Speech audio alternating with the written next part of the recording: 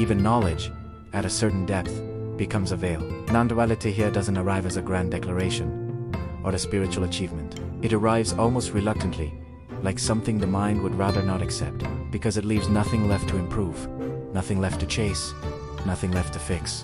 The Brahma Sūtra doesn't announce oneness. It simply keeps questioning separation until separation runs out of reasons to exist.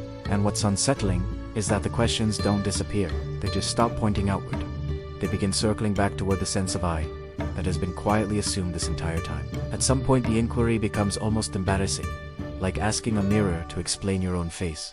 And the mind begins to notice that every attempt to grasp reality is itself part of reality, that the seeker is not outside what is being sought.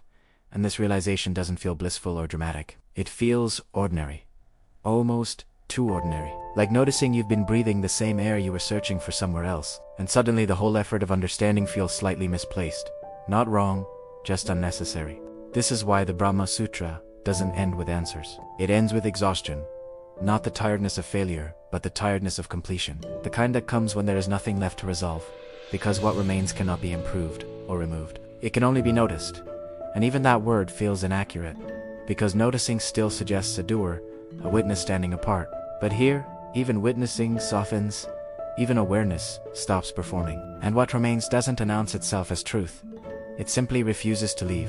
And yet, something curious happens here, because when the metaphysical inquiry finally quiets down, when the mind stops trying to escape or transcend, attention naturally begins to fall back into the body, not as an identity, but as a living interface, a place where this non-dual understanding has to express itself.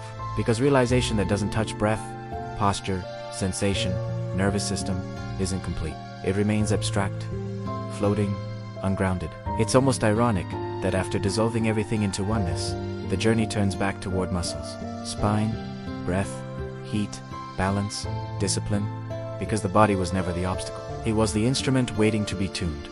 And this is where the next movement begins quietly forming, not as philosophy, but as practice, not as inquiry, but as alignment, as if understanding now asks a different question, not what is real, but can this realization live here, in this body, in T's breath, in this moment? And maybe that's why what follows doesn't contradict non-duality at all. It completes it in a different language, one made of posture, effort, stillness, and subtle control.